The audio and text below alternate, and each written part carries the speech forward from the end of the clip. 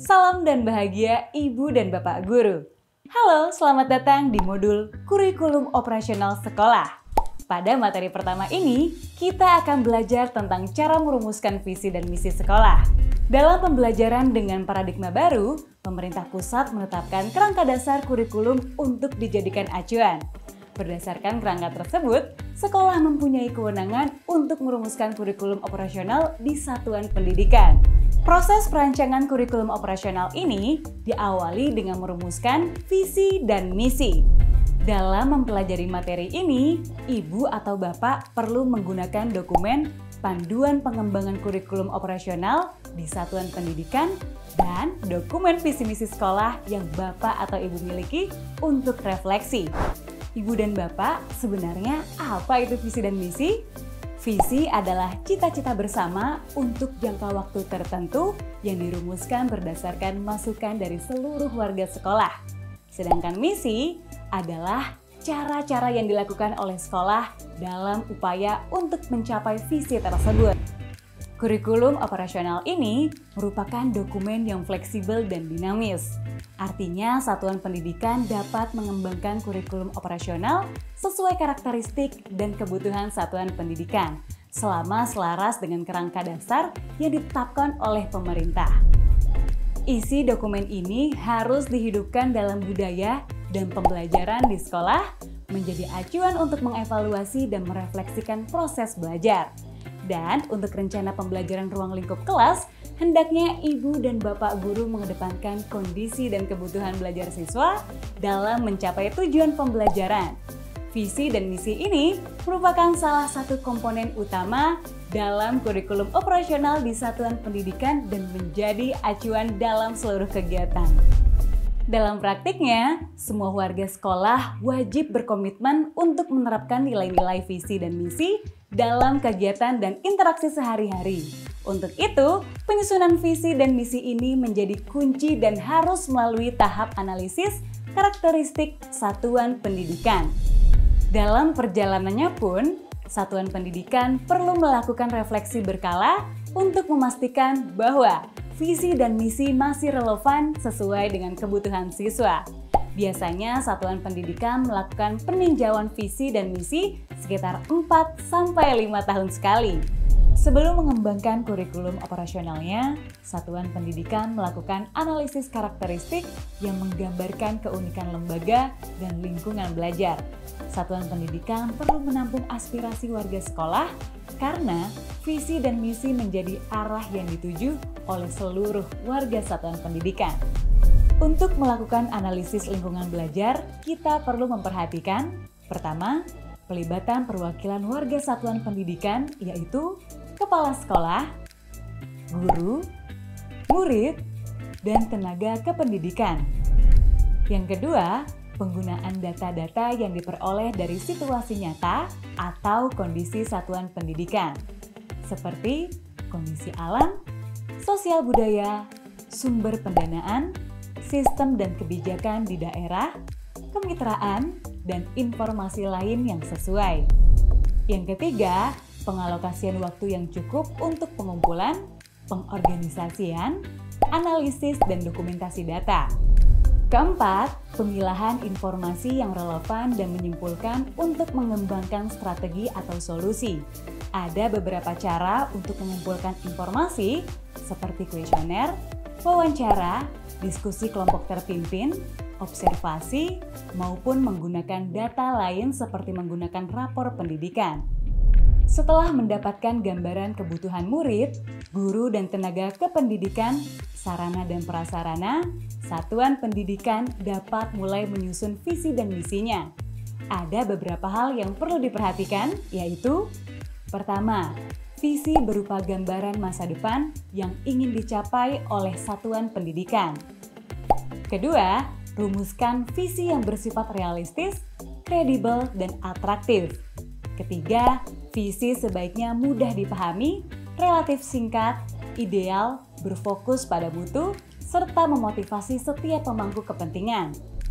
Untuk merumuskan misi, mari kita melihat penjelasan berikut ini. Pertama, pernyataan misi menunjukkan secara jelas mengenai apa yang hendak dicapai oleh satuan pendidikan. Kedua, rumusan misi selalu dalam bentuk kalimat yang menunjukkan tindakan, bukan kalimat yang menunjukkan keadaan, sebagaimana pada rumusan visi. Ketiga, antara indikator visi dengan rumusan misi harus ada keterkaitan secara jelas. Satu indikator visi dapat dirumuskan lebih dari satu rumusan misi. Yang keempat, misi menggambarkan upaya bersama yang berorientasi pada peserta didik. Saat melakukan analisis lingkungan belajar, pastikan visi, misi, dan tujuan tidak bertentangan dengan kerangka kurikulum yang ditetapkan oleh pusat, yaitu tujuan pendidikan nasional, pelajar Pancasila, struktur kurikulum, prinsip pembelajaran dan asesmen, serta capaian pembelajaran. Ibu dan Bapak, sebenarnya ada banyak cara untuk merumuskan visi dan misi. Kami akan memberikan salah satu contoh. Ibu dan Bapak bisa mengeksplorasi cara lain selama prinsip-prinsip penyusunan visi dan misinya dilakukan.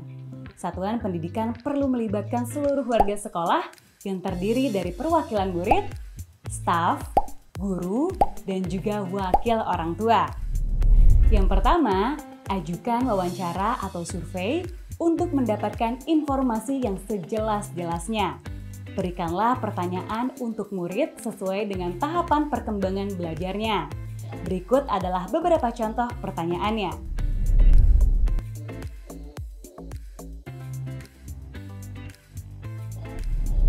Yang kedua, analisis jawaban wawancara dan cara keterkaitan satu dengan yang lain. Kumpulkan persamaan dan rumuskanlah dalam satu kalimat visi. Bagaimana dengan misi?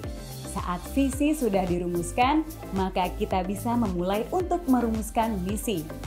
Yang pertama, temukan indikator-indikator dalam kalimat visi. Yang kedua, mintalah beberapa kelompok perwakilan untuk membuat kalimat aksi sebanyak-banyaknya dari indikator visi. Yang ketiga, kumpulkan dan analisa semua kalimat aksi yang telah dibuat. Yang keempat, rumuskanlah kalimat-kalimat aksi tersebut ke dalam kalimat sederhana namun dengan cakupan yang lebih luas. Berikut adalah dua contoh visi dan misi dengan konteks yang berbeda. Ibu dan Bapak, ada beberapa tips yang dapat digunakan untuk membantu proses fasilitasi dalam perumusan visi dan misi. Mari kita lihat tips berikut ini. Tips untuk menyusun visi.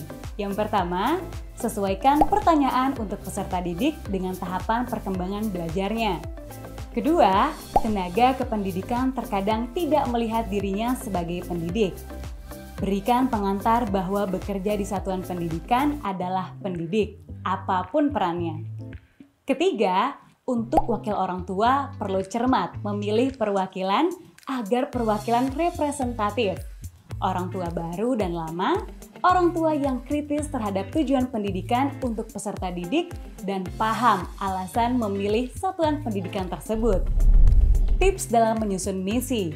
Untuk membuat kalimat aksi yang jelas, gunakan kata kerja operasional yang bersifat umum yang masih bisa diterjemahkan menjadi pernyataan spesifik. Contoh, yang pertama, menjadi satuan pendidikan yang menginspirasi perubahan. Yang kedua, menginisiasi aksi-aksi nyata dalam rangka mendidik masyarakat mengenai cara hidup ramah lingkungan. Ibu dan Bapak, sekian materi tentang visi dan misi sekolah. Guru dapat menjadikan visi dan misi sebagai bahan pertimbangan dalam menyusun rencana pembelajaran sehingga bersifat kontekstual dan bermakna bagi murid. Sebagai penutup, mari kita refleksikan bersama beberapa hal di bawah ini. Visi. Yang pertama, apakah visi menggambarkan harapan seluruh warga satuan pendidikan? Yang kedua, apakah visi menyatakan tujuan besar yang ingin dicapai satuan pendidikan? Dan yang ketiga, apakah visi sudah berpusat pada peserta didik? Selanjutnya, misi.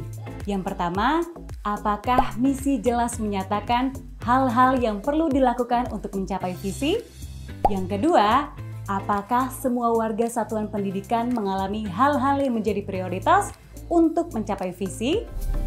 Selamat belajar ya Ibu dan Bapak guru hebat. Salam dan bahagia.